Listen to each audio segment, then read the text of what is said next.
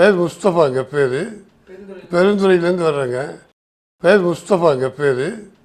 பெருந்துறையிலேருந்து வர்றேங்க. 15-16 வருஷமாக காலில் வலி இருக்குதுங்க.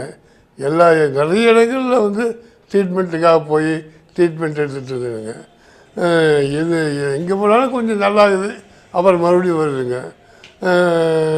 நாட்டு வைத்தியம் கவர்மெண்ட் சைடில் எல்லாம் பார்த்துருங்க. எதுலேயும் வந்து ஒரு திருப்தி கிடையாதுங்க.